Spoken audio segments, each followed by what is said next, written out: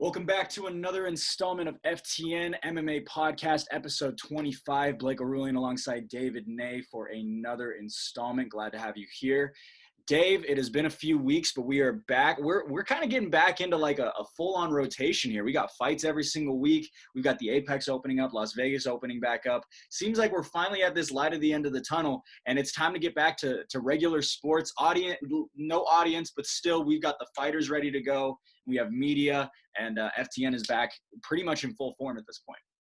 And it's good to be back, and it's interesting that the crazy world that we know it is back to normal and as crazy as ever. But we can thank Dana White for giving us a little bit of stability, and I love the fact that we're in Nevada, that we have a couple of cards coming up at the Apex. I loved the Florida experiment. That was an absolute success. I don't think that you can look at it any other way than probably the best thing that could have happened on every level. Great fights, great outcome, one illness and nobody really got sick. Dana White put on a great show, and now he's bringing it to Vegas, and we're going to see even more of what he does. So it's very exciting, and it's great to be here talking to you, right next to you, hundreds of miles away. It is such an exciting time in the sport. Things are getting back to normal. We got a lot of things to look forward to. Like I mentioned, the Apex opening up. We also have Fight Island coming in July. Today in the show, however, we're going to be talking about a few things. We're going to be talking about Colby Covington and where he goes post leaving his gym over at American Top Team. We also are going over what is going on in welterweight, who's fighting who, and the total mess that is the 170-pound division at this point. We're going to talk Petr Yan versus Jose Aldo. Are you here for it? UFC 250's card was released, and the fights to look forward to there. And we will finish up with Tyron Woodley versus Gilbert Burns tonight at the UFC, returning to Las Vegas. But first, we start off with our top 5 of this week. And in lieu of Conor McGregor's Twitter, he went off on Twitter this past week talking about the GOATs in MMA, ranking Anderson Silva at number 1, himself at number 2, talking about John Jones, GSP, and many others. With all this being said, we want to give you guys our top 5. So, Dave, I give it over to you for your top 5 greatest fighters of all time. Hey, and so this is like a fascinating conversation to have, because I think, you ask 100 people, you're going to get 100 different answers. I think some of, you'll see themes or variations on a theme. Connor was an interesting discussion, and I can't say that I don't like his final choice. The fact that he said it was Anderson was great. Right. All right, lovely to hear your opinion. I don't agree. And I think I want to do this a little bit differently. I'm going to tell you that there's a handful of superstar fighters that are really, really, really great. And then I'm going to tell you that there's only one. It's like Highlander. Do you remember that crazy, stupid movie a million years ago? There can be only one. Oh, listen, not only was there a crazy, stupid movie, there was a crazy, stupid TV show that screwed up the whole mythology of the whole freaking thing. So one of the deals that they said was there can be only one. And before we get to that one, I'm going to tell you there's a couple of guys that are great. And one of the guys that injected himself into this GOAT discussion, a week and a half ago, 2 weeks ago, Henry Cejudo. You walk away from the game. You walk away from the game as the champ. You walk away from the game as the guy that was the straw stirring the drink in 2 divisions. And then he just says, hey, Dana, Uncle Dana, I'm done. And he walks away. Whenever you talk about the greatest of all times, and the further I think, and Chael talked about this last week too, the further we get away from the Henry Cejudo era, the more we're going to realize what a great fighter he was. And I'm just going to ask you this, and you're not expecting this. I'm going to ask you a quick question. Greatest baseball player of all time is? Babe Ruth. Okay. The further we get away from the Babe, the more we realize that guy was just it. Yeah. The only problem that Henry has right now, and you and I have had a million discussions about Henry, eventually I think he will be the GOAT, but we're too close to the era. Right. So that going back, we're talking about maybe a top 5. I literally only put 3 because I can't give Johnny Bones any entrance into the discussion.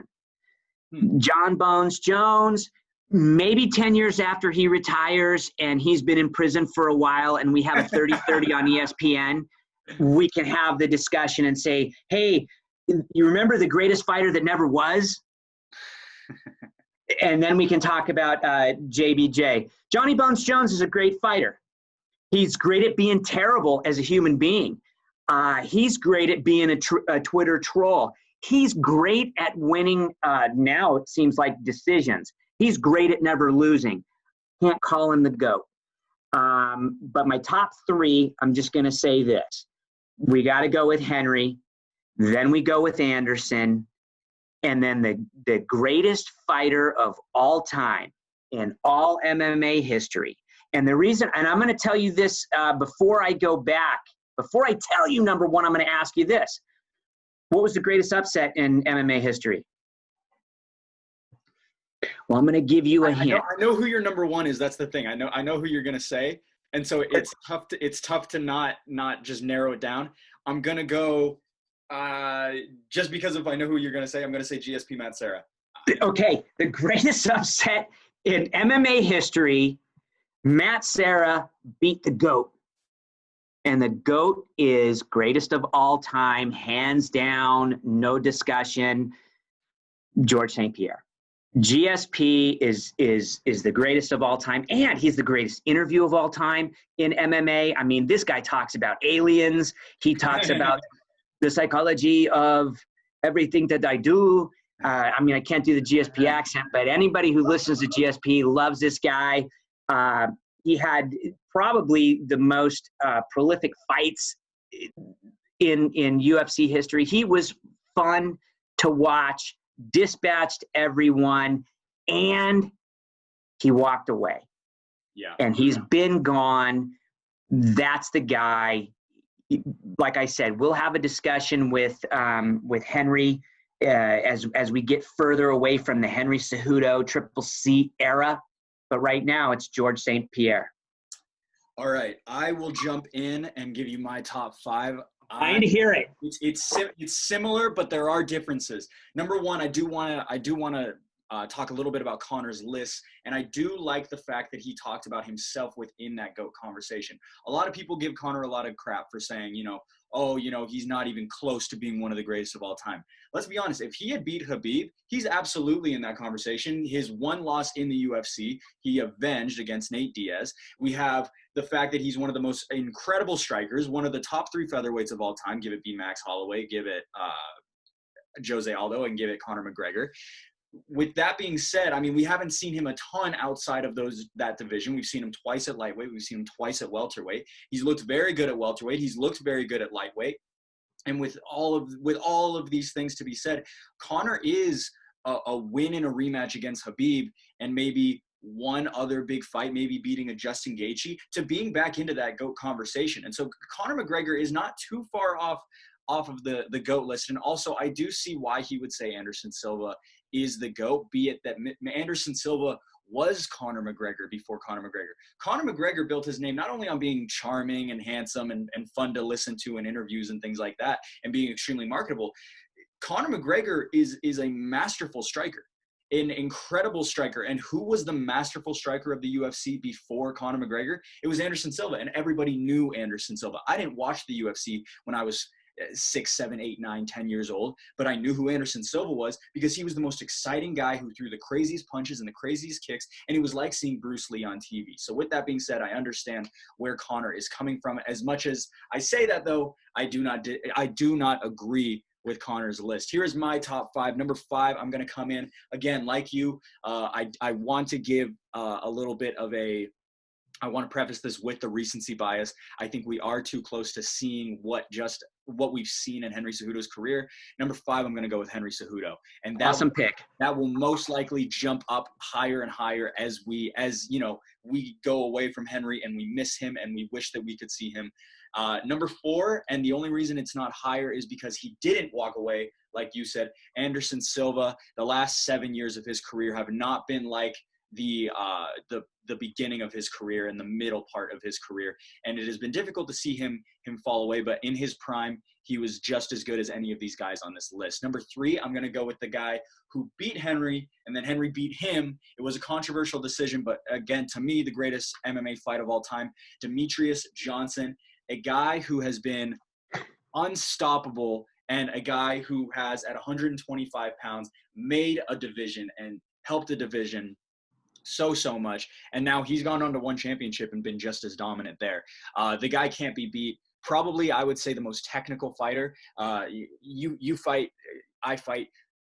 Smaller guys have to be technical, and Demetrius Johnson is the epitome of that. Number 2, I have to go with him. I have to say Johnny Bones Jones. You can't deny the resume that he has, the people he's beaten. He lost to Dominic Reyes. I'll say that till the day I die. He lost Dominic Reyes without it. And listen, Blake, he also lost the first fight to Gus. I mean, so there's questions to be had, but either way, to be on top for as long as he has, to dismantle a Daniel Cormier twice the way that he did, to put, I mean, I could go on forever about the guys that he's beaten. Lyoto, who looked to be the juggernaut of the 205-pound division, and then take it over at 22 years old. Shortest era in MMA. the Machida era. It was like the shortest era in MMA. And then we're gonna go with number 1, like you. It's George St. Pierre. The reason I say George St. Pierre is not just the fact that he won a lot of fights. He avenged his losses to Matt Serra and Matt Hughes and beat Michael Bisping at 185 pounds, which was in his weight division, going up 15 pounds in weight. It's the fact that he was the guy back then, and then he was the guy yesterday, and he was the guy today, and he's going to be the guy forever. He was the guy who beat every single era. I think GSP's debut was at like UFC 50 that time. I mean, that was when it was barely getting on pay-per-view. I mean, Dana White was the new guy in town, and there wasn't really anything going on. I mean, it was the cage fighting era before it was a really respected sport. Up until a few years ago when he got that rear naked choke on Michael Bisping. I mean, George St. Pierre was great for such a long time. And you're right. He walked away at the correct time, and he did it in the right way. And that's why I struggle to see if GSP will ever come back. But either way, greatest fighter of all time, George St. Pierre. Yeah, and I think that's it's a great retrospective. I mean, I think you hit the nail on the head. It was the longevity, it was the era, it was the guys that he beat, and when he lost, he came back. And you brought up the Matt Serra fight was insane, but the Matt Hughes loss and then the introspection of the athlete, and then to turn around and come back and dismantle him. Yeah. And I want to say he beat him. Yeah, he beat him with the armbar, and it was ridiculous. So no, GSP, crazy, sick jiu-jitsu game, sick wrestling game. His striking improved. Everything he did was to get better as a martial artist, and I give it to him. So the Demetrius Johnson was a great take, by the way. I agree, but just very similar to Henry, we don't appreciate him because he's around. And once he's gone, I think we'll look back at his legacy and say, and by the way, he was the guy that was traded for Ben Askren. Yeah, exactly. We lost that one a little bit. But anyways, Ben Askren was fun for like 7 months. Listen, I love Ben Askren, but I love Ben Askren too. So anyways, let's jump into round number 1. Colby Covington leaves American Top Team. And now the question is, what fight camp does he join? Do fight camps want him to join? Where is this controversial, great welterweight? I think most people can agree that it's Colby Covington and Kamaru Usman and Tyron Woodley, depending on how he looks tonight, are the best the best 170 pounders in the world. Where is this big, high stock profile name going to go? I'm going to kick this one off just really quick. We had talked about this a little bit earlier. I'm going to mention a guy. I'm going to mention a camp and a trainer who also trained someone similar-ish. I'm going to say that. We talk about Ben Askren. We talk about a guy who was a troll, who played the heel, who talked smack. People didn't like him. People said that he was a little too much. And not to mention a wrestler. What is Colby Covington? A guy who's a troll, a guy who plays the heel, a wrestler, a guy who talks smack and makes a lot of enemies on his way. But he's also, to some people, a lot of people don't like him because he does take it a little too far sometimes. But a lot of people like Colby Covington because he is a guy who kind of pushes the needle and kind of pushes the buttons of people that usually don't get pushed, just like Ben Askren. What is Ben Askren's team, and what has a wide opening for a new face to a camp? Duke Roufus. So I'm going to say Duke Roufus is one of those guys that could definitely be Colby's next home spot.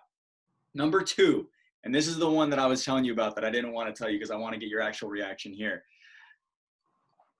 Colby's from Oregon. Colby's a wrestler. Colby is, I don't want to say an old school guy, but he does respect older fighters and the past generations and things like that. Randy Couture, Chael Sonnen, Team Quest up in Oregon. I would not be surprised if Colby Covington goes over to Team Quest. Wow. Hey, I know that he's best friends with Chael. I heard in an interview one time that he met Uncle Chael when he was a kid in like elementary school. I mean, so he's known this guy for a million years. I love that Team Quest camp. You made me think, though. I thought you were going to say like Matt Hume, Mighty Mouse's coach, and I'm like, dang, he's going to go up and go nostalgic and fight with an old school coach. Here's my thought on one Colby.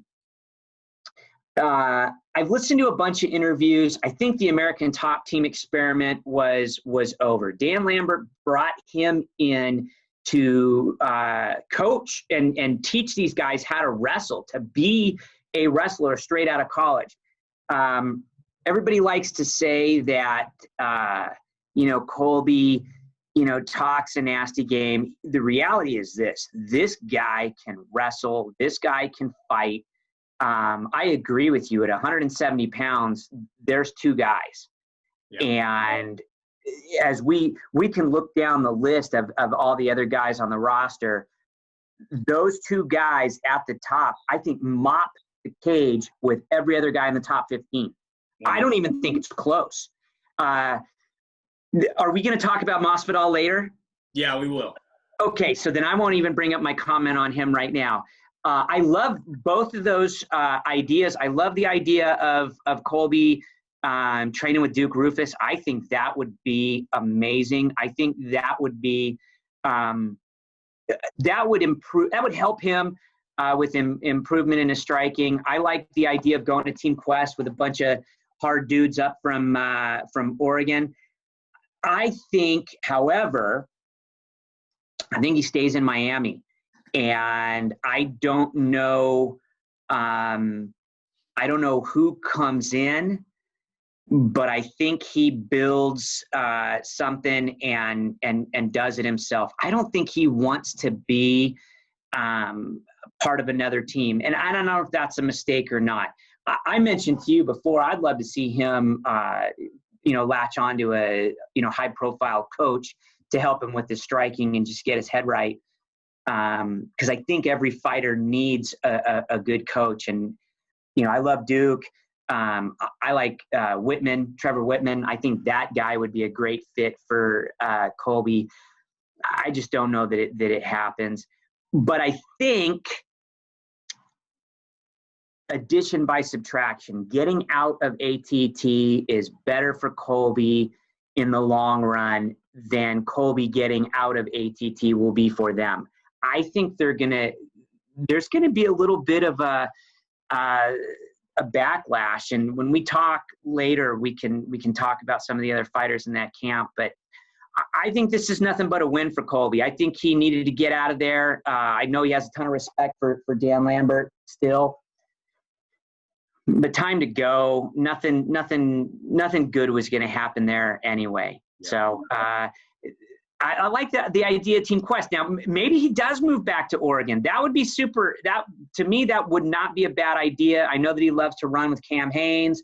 I know this guy's a savage when it comes to getting his training in. So, maybe we do see a shift of coasts, and maybe that would be the good restart that he needs.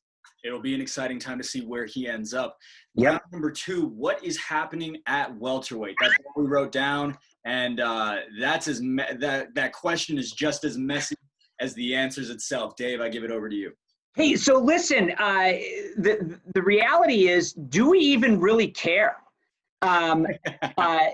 So there's a fight tonight that I'm interested in seeing, and depending on the outcome, we'll see what happens. Does Tyron actually win this fight, or does Gilbert beat Tyron? I'll watch just to see what happens, but the fight I really want to see is Usman Covington 2. Right. And all the other guys are just, when you're walking in your neighborhood and you're walking past some house and you hear like little dogs, yipping behind the fence, and you just don't care. Yeah. And I'm going to tell you what. You mentioned it before, like last year. Hey, maybe George is out in the public a little too much. Well, in this last week, I have heard too much from Jorge Masvidal. Shut up. Nobody cares. The BMF doesn't mean anything to me. I'm not even sure I want to see him run it back with Nate. The further I get away from it, the less I really, really care. I want to see a welterweight title fight. I want to see Usman fight somebody, and I'd like to see him fight Colby. If he doesn't fight Colby, do I really want to see him fight Masvidal? I think I've already seen that fight. I think Masvidal gets in the cage with Usman, and he's murked. I don't think there's a chance that he can win that fight. I think Masvidal versus Colby is a slaughter fest. This guy got over knocking out Till. This guy got over kneeing Ben Askren in the head. Ben Askren and Darren Till are not Colby Covington or Kamaru Usman. Both of those guys can really wrestle. And both of those guys can really control the distance because they know how to strike. The Ben Askren debacle was what it was. George doesn't get over on Colby like that, and he definitely doesn't get over on Kamaru Usman like that. How they have this guy ranked number 3 is beyond me. Stephen Wonderboy Thompson pieces him up. So I don't care. If Tyron wins this fight, then great. Let's set up a grudge match. Maybe get Colby in there with Tyron. That's a fight that he always wanted to have. If Gilbert Burns wins this fight, I want Kamaru and Colby regardless. The BMF, do I want to see it run back? I don't know. Maybe. So here we go. I'm going to name off some of the big names in the welterweight division and who they say they want and why absolutely none of them make any freaking sense. So here we go. We're going to start off with the champion. Kamaru Usman wants Conor freaking McGregor at 170 pounds. Why? Because Masvidal is said to be dodging him. Also, Kamaru Usman is asking for way too much money, according to many reports and sources. With that being said, the only guy that would make sense is a Conor McGregor if you want to get a payday. But I don't want to see Conor anywhere near Kamaru Usman. And the reason I say that is because, like I've always said, I've been saying this since the beginning of this podcast, sport is better when Conor McGregor is on top.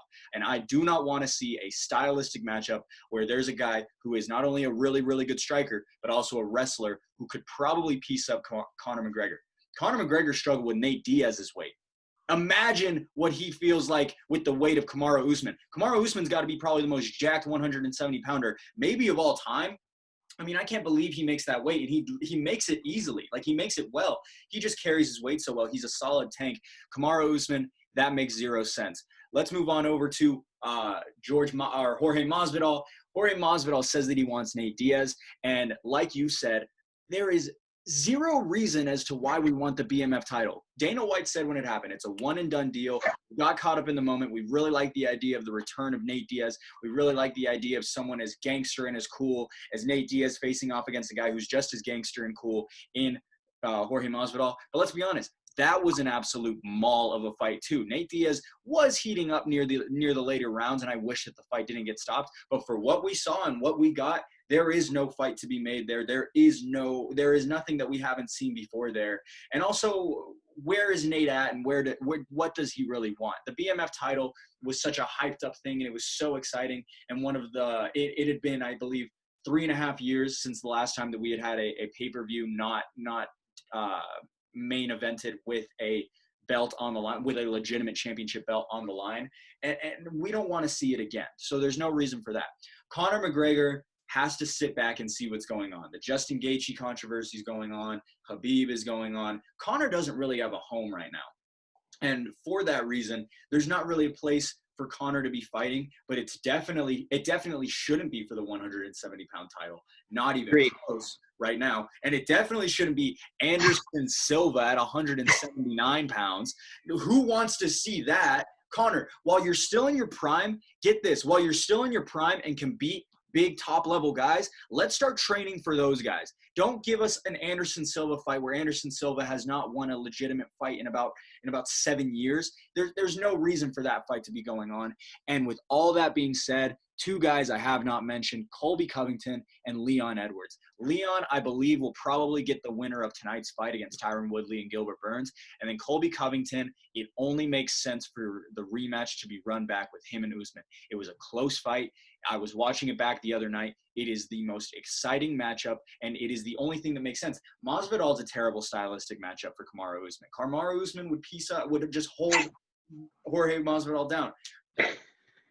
Overall, like I said, this answer is just as sloppy as the question itself. What is going on? No one knows. And welterweight is as disastrous as ever. Hopefully tonight's main event will give us a little bit more clarity as to where we go. Hey, and before we move on, I just want to run you down the top 10 and real quick. I mean, where Kamaru is the champion, the number one contender is Tyron, and he's fighting tonight. 2 is Colby, then Jorge at 3. Number 4, Leon Edwards. And I agree. I think that makes a ton of sense. The winner of tonight's fight Island against Leon Edwards. Then at 5, you have Stephen Thompson. Gilbert Burns is at 6. Damian Maia is still floating around at number 7. How? Number 8, Michael Chiesa. Number 9, Rafael dos Anjos. Blown up lightweight. Nate Diaz, blown up lightweight at number 10. And so I'm just sitting here going, the only fight to make is Colby Kamaru. And then I love, like you said, Leon Edwards gets the winner of tonight's fight. And then maybe the winner of that fight is the winner of Kamaru Colby. But I heard Colby, by the way, this was very telling. I heard an interview, or I heard a clip of an interview where Colby said, and I don't know if it was a slip of the tongue, he says that he and Marty Fake Newsman was going to be a trilogy. And then he said, this is the sequel. And so I know that he knows that that was a close fight. That was a great fight. You and I were there. Yeah. That was a terrific fight. And I think it makes sense to run that one back. And I think in the back of his mind, he's saying, we're going to get it one up. And then we're going to have to settle it. So to me, that's where we're at. And by the way, you hit this like you must have had a time machine and jumped ahead, Doc Brown, because you told me this guy's doing too many interviews. I couldn't give a rip about Jorge Masvidal. The shine is off. When you're trying to be, an East Coast gangster, shut up and walk away. The reason Nate Diaz is always relevant, because he doesn't care.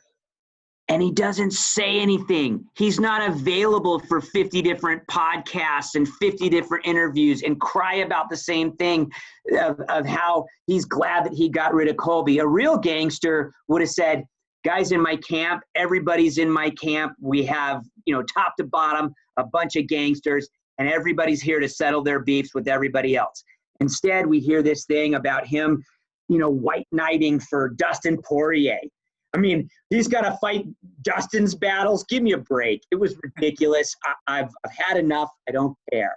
All right, we're gonna jump down and weight a little bit from 170 pounds over to another controversial weight class, 135 pounds, with Henry Cejudo officially retiring this past week. Petr Yan and Jose Aldo are being targeted for the bantamweight title of the world. The question is Aldo, following a loss to Marlon Moraes, a controversial loss, I must say, following that controversial loss to Marlon Moraes, he does get a title shot at his new weight class. What are your thoughts on this? And we're playing the game of Are You Here For It? Are you here for it? Petr Yan, Jose Aldo. Yeah. I mean, I want to see this, but is this for me, you're trying to bring credibility to the weight class where you just lost, arguably 10 years from now, we're going to say the GOAT of combat sports. Yeah. And you retread Jose Aldo for this? I'm going to watch the fight. Am I down for the fight? I think, is it not? I'll watch it. I'd rather see.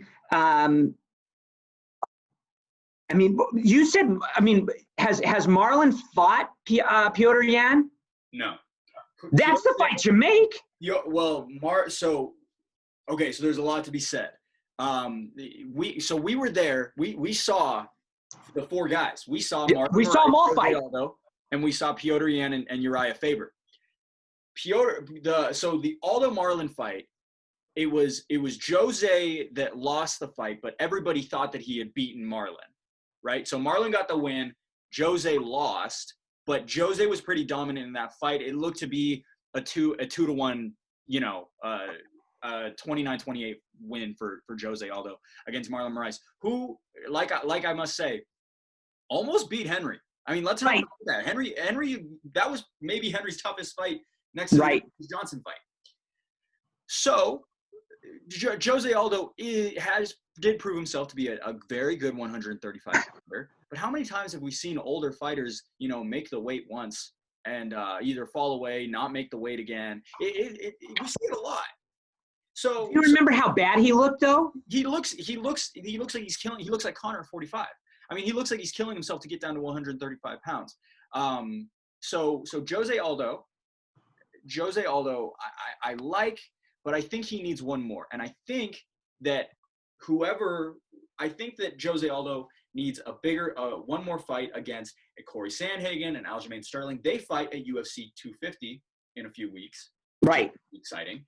The winner of that should be taking on Jose Aldo. And the winner of that should go on to face off against Petr Yan. I don't really see a lot of sense being made in a fighter who did technically on paper lose his last fight. He's struggled at 145 pounds the last few years against top talent, I must say. But he did jump down in weight because he looked like he couldn't be relevant anymore at 145 pounds. So the winner of Corey Sandhagen and Aljamain Sterling makes sense because those are the two guys that have also been on fire for a long time. And then Petr Yan, who beat Uriah Faber, and so he gets the nod as well. So it's those four guys. I just think there needs to be a little bit more evidence as to who is actually the second best guy at 135 pounds to dance with Petr Yan. Well, then the question has to be, why doesn't the 250 fight be the interim fight? Throw the belt on the line for that one. I mean, if we wanted to clear it up, right away, is it because it was already booked? I mean, I don't know the answer to that question, and it doesn't matter at this point. But I think that's a better fight. But maybe now it's an eliminator, and then the winner, like you said, gets Jose. But I'm going to tell you, if you want to put a division on hold, get an aged champion that's cutting 1 million pounds and let him fight for the title and win. Because what happens after you win that title? Steak, baby. Steak and potatoes. And he's going to have a hard time coming back down. But does he win that fight? It's tough to say. I don't think we have enough information on Petr Yan. I mean, I only say this. I say this not to disrespect any fighter that I'm about to talk about, but we have to look at what happened. Uriah Faber is a older, past his prime fighter, and it took Petr Yan, who's supposed to be the next guy. Petr beat him 100%. Knocked TKO, absolutely demolished him, but it took him 3 rounds. It took him a while. It wasn't a walk in the park like every single one of us thought it was going to be. And so I think we need to see Petr Yan tested a little bit more. Maybe Petr versus Marlon. Maybe we hold off on Aldo and it's a Petr versus Marlon, Corey Sandhagen versus Aljamain Sterling. And then I just don't think there's enough evidence to give either of these two guys a title shot. Well, and the scary thing to me is just the weight. In any fight with Jose Aldo, I would have to say you better have another bantamweight fight going on so that somebody can step in and replace him if he can't make the weight. Yeah. I mean, because he looked like death warmed over. We both looked at him and said, "What the heck?" It looked like he had been tortured. That's how bad he was. And you brought up Conor at 45. I was thinking about that the other day. He'll never go back. No. Thank goodness. Yeah. Thank goodness. And to me, Jose Aldo should not even be fighting at this weight. And but yeah, I'm gonna watch it. Hey, listen, I'm gonna watch it. This is a freak show. The circus is in town. Bring out the clowns.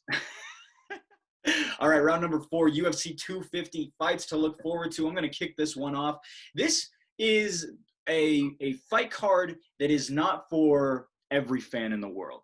This is not for the guys who only watch the Conor McGregor pay-per-views and the Israel Adesanya interview and the BMF fights. This is a fighter's fight card. This is for the guys who are legit UFC fans who know these guys. Number 1 and number 2 most exciting fighters that I cannot wait. I've got my favorite up-and-coming striker, and I've got my favorite up-and-coming ground guy. It's going to be Sean O'Malley and Chase Hooper. Those are the two guys that I cannot wait to see back in the octagon. We saw Chase Hooper's debut at UFC 235, I want to say it was. 245. It was UFC 245. And, man, was that a fun fight to watch. His jiu-jitsu was on another level, reverse triangle, ground and pound. I mean, like, who does that in the youngest fighter on the entire UFC roster? And then you got Sean O'Malley, who looked absolutely incredible in his last fight. I mean, he looked like a Bruce Lee. It looked like a Bruce Lee movie.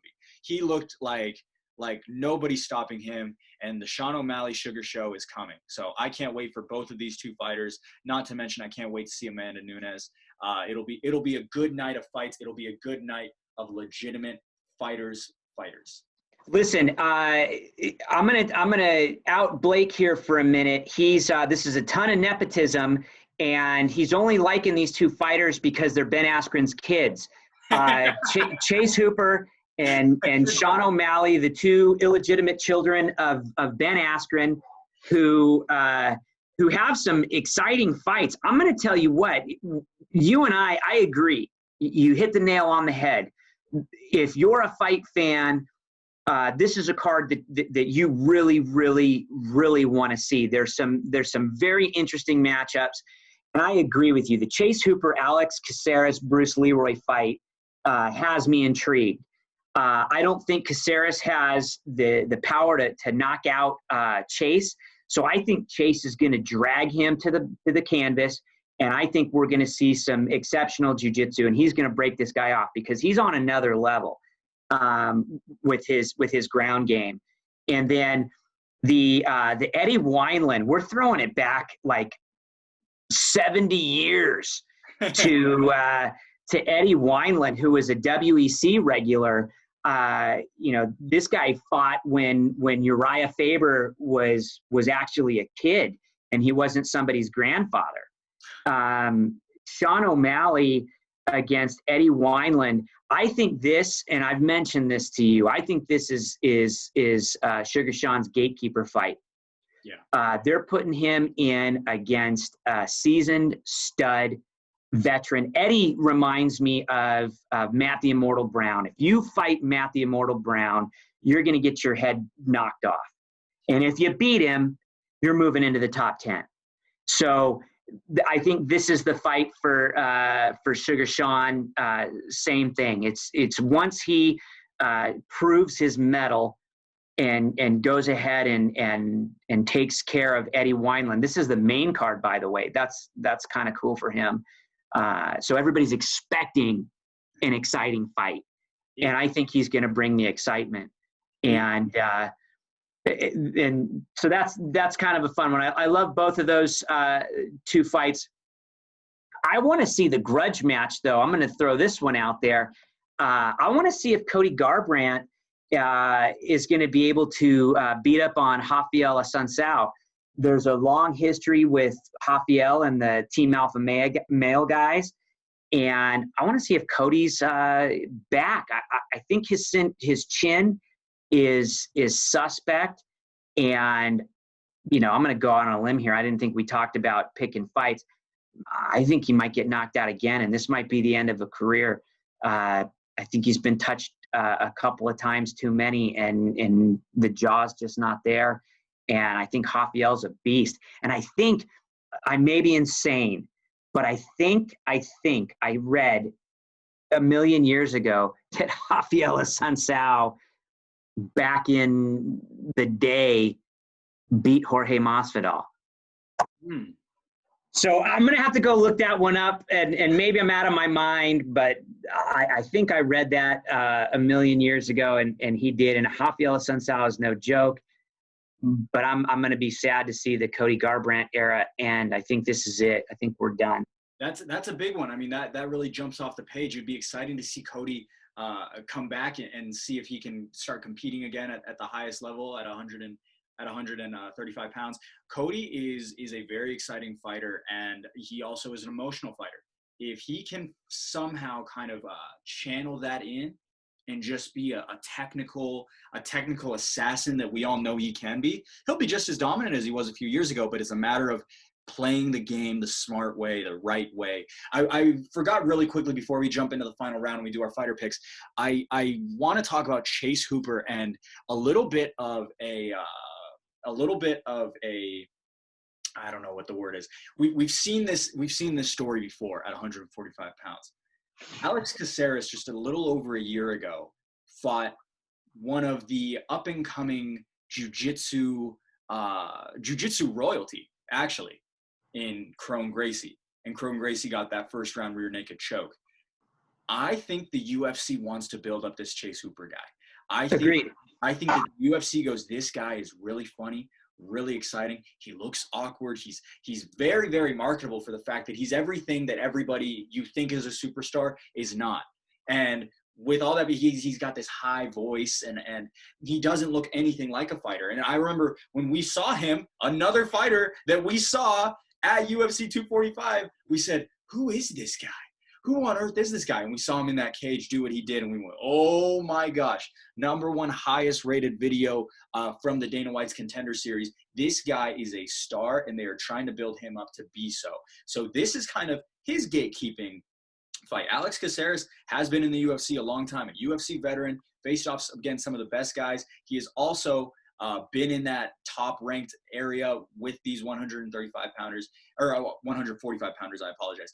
Chase Hooper with a win this next weekend, he could start to become a big name and a big target for a lot of guys in the UFC in the 145-pound weight division looking to make a name for themselves. Agreed, 100%. And then this guy's going to chase that M&M sponsorship. Love everything about this kid. Awesome. I think the sky's the limit. Obviously needs to improve, a couple of aspects of his game, but his ground game is ridiculous, scary. And you bring it up, Crone. Maybe that's like a fight down the road for him. That might be kind of fun. That would be a fun fight to have. All right, let's jump into this final round and conclude out this episode of From the Nosebleeds MMA podcast. Tyron Woodley versus Gilbert Burns tonight. UFC returns to Nevada. Dave, who do you have?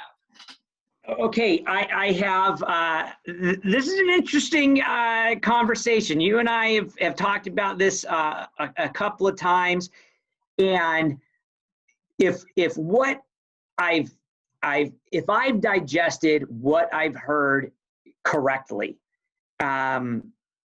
this is going to be a very interesting fight.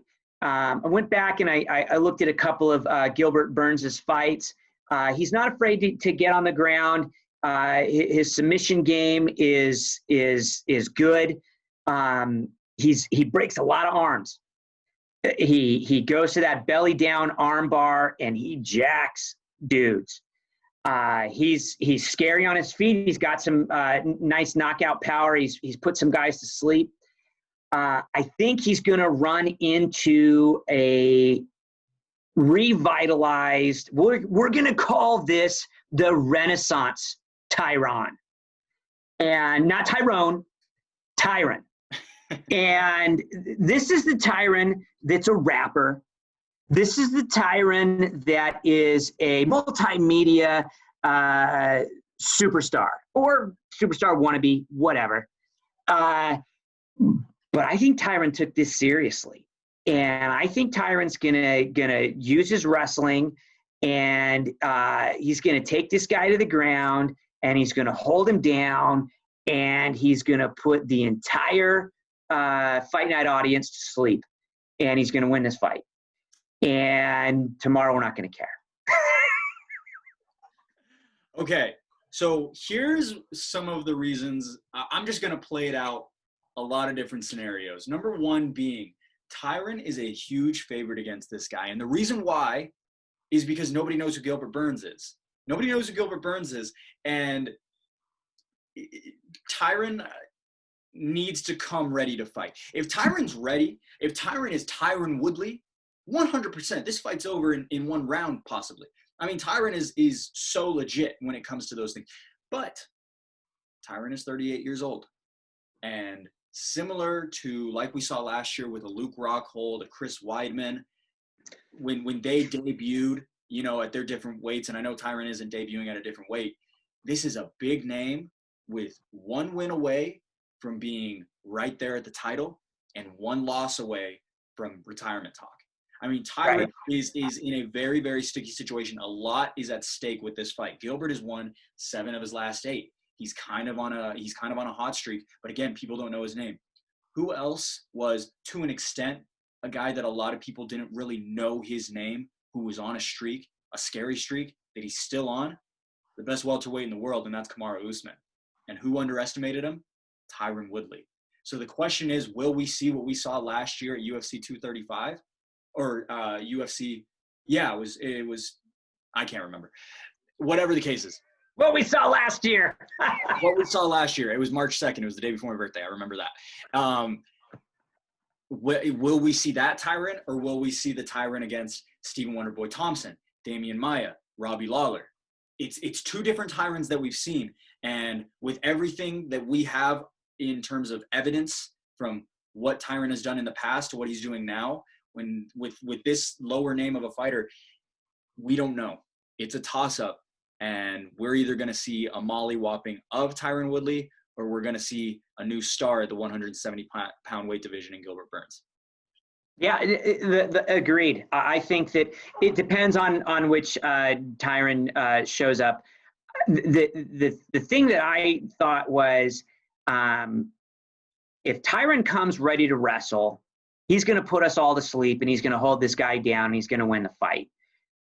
If he doesn't come ready to wrestle, and it's the same guy that showed up against Kamaru Usman, man, Gilbert Burns is going to rip his arm off and beat him to death with it, because this guy's going to he'll break him off. And he's not afraid to.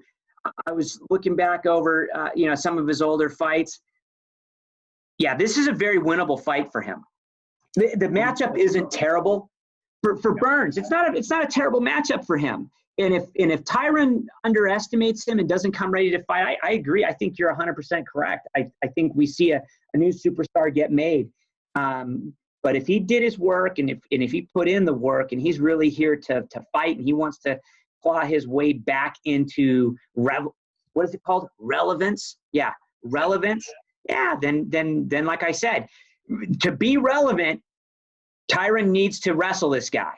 And if Tyron wrestles this guy, he wins the fight, and we all lose, and we all fall asleep. Well, it is going to be a very exciting matchup tonight. Can't wait for that. Can't wait for next week when we talk more UFC 250 for episode 25 of FTN MMA podcast. Thank you for listening. Thank you for watching. Dave, any last words before we head out? Listen, fights are back. Let's keep all our fighting in the cage and in the UFC, and enjoy the greatest sport on earth. I mean, I love it when Dana White just says, when it comes down to it, fighting is in our DNA. We love to watch it. We love to see it, and we love to see the best professionals on the planet do it. Let's keep watching it. Great. I love it.